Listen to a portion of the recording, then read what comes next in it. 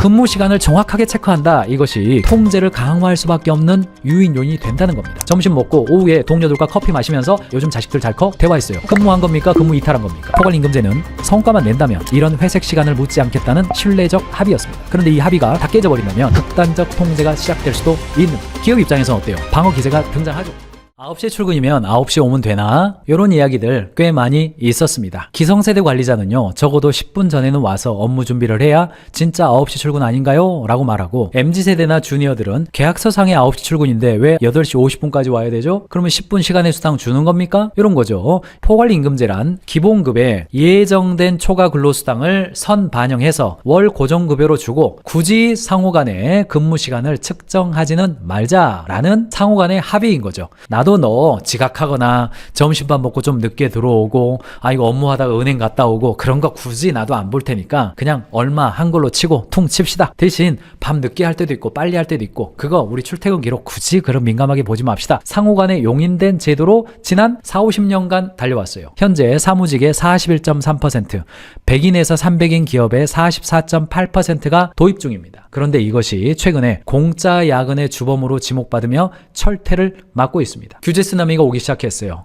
빠르면 2026년 연말까지 법안이 발의된다고 합니다. 포괄임금제 5호 남용 원천 차단을 위한 근로기준법 개정안을 발의했고, 기록 의무화에 대한 관점이 최근에 나와서 타겟팅된 감독은 이미 시행되고 있습니다. IT, 콘텐츠, 서비스업, 청년 다수가 있는 사업장에서 400곳을 대상으로 분기별 특별 기획 근로감독을 실시해요. 우리나라는 게다가 주당 52시간은 개인별 합의한다 하더라도 절대로 초과해서 근무하면 안 되기 때문에 기업 입장에서는 민감하죠. 근데 이게 임금 채권은 3년입니다. 3년까지 임금 채권이에요. 그러니까 노동부에서 포괄임금제 무효 판정을 받고 OT 수당 다 줘라. 그러면 그거 3년치 곱하기 합니다. 그거. 그러니까 기업 입장에서는 수천만 원에서 수억 원대의 우발 채무가 발생할 가능성이 있어요. 중소기업 입장에서는 이거 도산 리스크고 형사처벌 대상입니다. 그건 미지급 임금이거든요. 임금 체불입니다. 굉장히 강력하게 처벌할 수 있는 대상이 되어버려요. 근데 이게 대기업하고 중소기업 차이가 좀 있습니다. 대기업 입장에서는요, 사실은 HR 예산도 있고 ERP 시스템이 이미 완비됐고 유연근무제, 규제 충격, 합법성에 대한 방어 여력도 어느 정도 다 있어요. 시스템도 있습니다. 근데 중소기업 입장에서는 전체의 31.7%가 경영 감내가 불가능하다,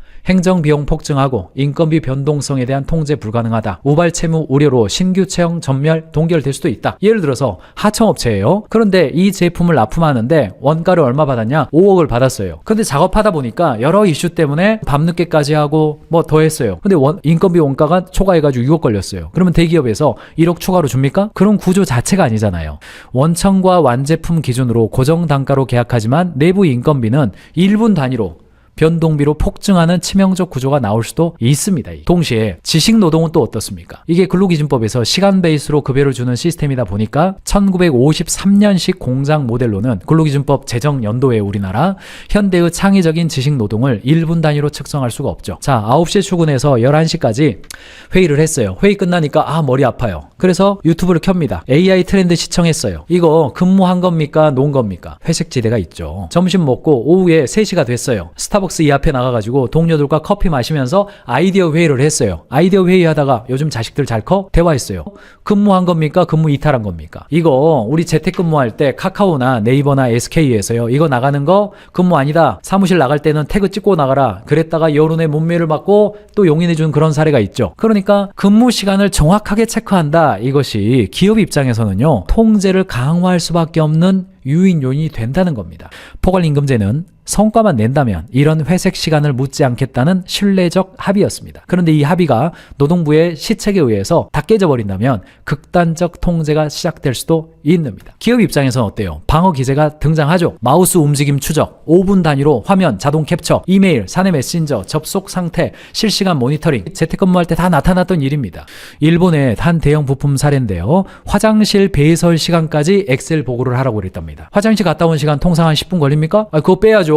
아니 휴게 시간에 갔다 오는 겁니다. 여러분들 공장에서 일해보세요. 나 혼자 라인에서 일하는데 화장실 갔다 올 수 있습니까? 아닙니다. 통제된 시간을 휴게 시간을 주고 그 휴게 시간은 근무 시간에 뺍니다. 그러니까 사무직에서 일하는 사람도 화장실 갔다 온 시간 개별적으로 빼야 되는 겁니다. 아니면 사무실에서 일하는 사람도 오케이 10시 반까지는 자리에서 뜨지 마세요. 사무실도 공장과 똑같습니다. 10시 반부터 10시 45분까지 쉬는 시간 줄 테니까 그때 커피도 마시고 화장실도 다녀오세요. 나옵니다. 이거 또 반대로 근로자 입장에서는 또 어때요? 위장된 생산성 나오죠. 아니 마우스 움직이는 걸로 근무 시간 체크한다 그러니까 매크로 걸죠? 마우스 자동으로 움직이는 AI 만들어가지고 돌리고 자죠. 마우스 자동 이동 장치, 마우스 지글러 검색해보세요. 어플리케이션 다 있습니다. 무의미한 문서 수정 반복이죠. 몇 번 치고 말고 방어적으로 9시에서 6시까지 최소 주의가 발동하죠. 이른바 조용한 사직입니다. 감시할수록 실제 가치 창출은 바닥을 치고 징벌적 통제의 악순환이 남을 가능성이 있는 겁니다. 대한민국의 현재 노동 이슈는요, 여러 가지 긍부정이 있기 때문에 근로시간 측정을 의무화하는 방향으로 가게 됩니다. 이거는 예측입니다. 옳다 그르다를 떠나서. 그렇기 때문에 기업 입장에서 어때요? 아이고 투표를 잘해야지. 이쪽으로는 안 가는 걸로. 그런 상황에서 우리는 어떻게 내 소를 어떻게 키울 건가? 거기에 집중하자고요. 뭐예요? 딥워크 시간 정하셔야 돼요. 경영자 여러분이 오전 9시 반부터 11시 반까지는 딥워크. 이때는 이석하지 말고 집중 근무 시간입니다. 회의도 하지 말고 합시다. 오후 2시부터 5시까지 집중 업무 시간. 이 시간 동안에는 메신저도 키지 말고 집중해 합시다. 딥워크에 대한 개념을 가지고 좀 볼 필요가 있습니다. 그래서 관리자들의 경우는요. 관리자들은 업무 시간을 쪼개가지고 이렇게 일을 해요. 그러나 창작자들은 업무 시간을 덩어리로 합니다. 그래서 개인별로도요. 좀 부서별로 어떻게 하면 우리가 야근은 줄어드는 게 맞잖아요. 모두가 다 야근하는 건 바람직하지 않습니다. 그러나 근무 시간 가지고 서로 싸우는 상황은 가지 말아야 되잖아요. 그러니까 그 전에 지금 법이 시행되면 사장이 법 피하려고 또 OT 수당 안 주려고 저런다. 그렇게 또 오해할 수도 있으니까 지금 가을 되기 전에 지금 우리가 딥워크를 할 텐데 미래에는 그런 상황이 올 텐데 이런 양의 문제가 다 존재하는데 우리는 그쪽으로 가지 말고 하기 위해서 어떻게 하면 업무 시간에 집중해서 일할 수 있는 상황이 될 수 있을까? 우리는 어떻게 하면 좋을까요? 대화하셔야 됩니다. 한편 글로벌 차원에서는요. 근로시간 계좌제라는 개념이 있죠. 독일의 경우는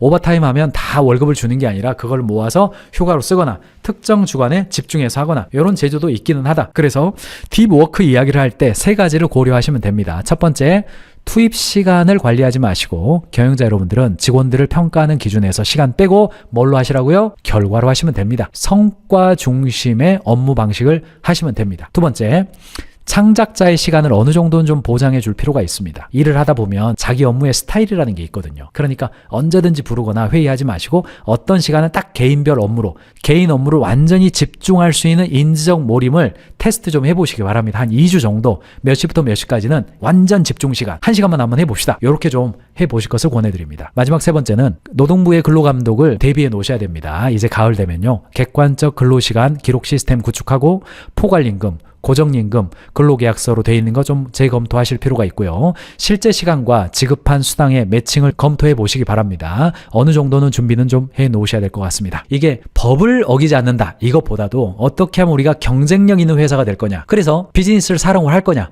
여기에 포커스 맞춰주실 것을 권해드립니다.